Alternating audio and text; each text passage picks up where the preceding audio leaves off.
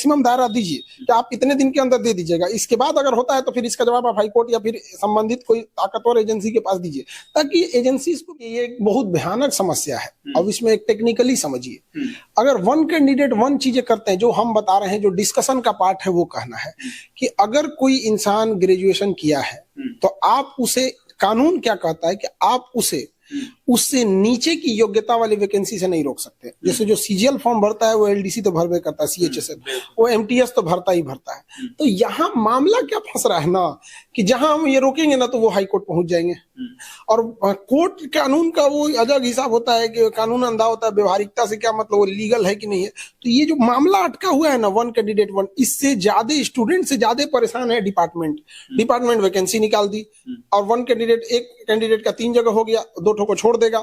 ऐसे करते करते वैकेंसी रहेगी 50,000 की, अब फाइनल सिलेक्शन होगा 40,000 का। अब वो 10,000 के लिए गवर्नमेंट क्या करेगी, फिर बैकलॉग लगा के रखेगी, नेक्स्ट वैकेंसी में उसे मैच करके निकालेगी बच्चे के लिए।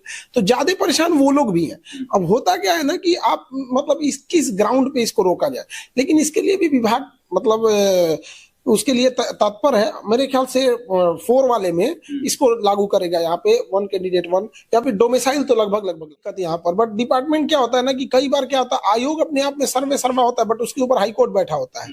अब आप ग्रेजुएशन वाले को 10th वाले से कैसे रोक सकते हैं? अगर कोई 9th 10th में एलिजिबल है, ऑब्वियस बात है 5-6 में लेवल हो जाता है वहां पे। तो इसका ये है, बैकलॉग वाले को जोड़ के थोड़ी सी प्रक्रिया को फास्ट कराया जाएगा, ताकि इसमें और सहूलियत आएगा। यहाँ पे डोमिसाइल वाले में तो पॉजिटिव निर्णय लिया गया। इसके 2 पहलू हैं।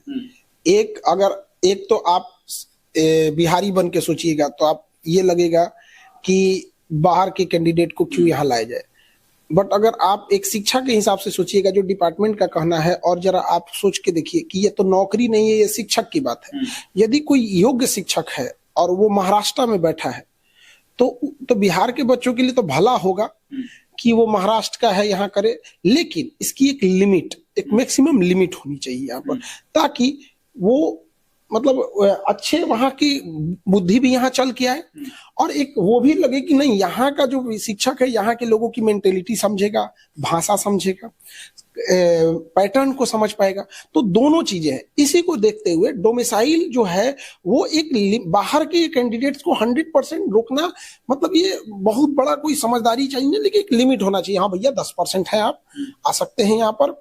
झारखंड बिहार को अलग हुए ज्यादा दिन का समय नहीं हुआ, लेकिन झारखंड में भी डोमिसाइल ये चीजें है तो होता है, लेकिन ये जो है ना विदाउट लिमिट, ये ठीक नहीं। 100% मना कर देंगे तो आप देखिएगा पूरी इंडिया में बिहार के विद्यार्थी हर जगह मिलेंगे, आप उड़ीसा के किसी डिपार्टमेंट में चले जाइए, हर जगह मिलेंगे।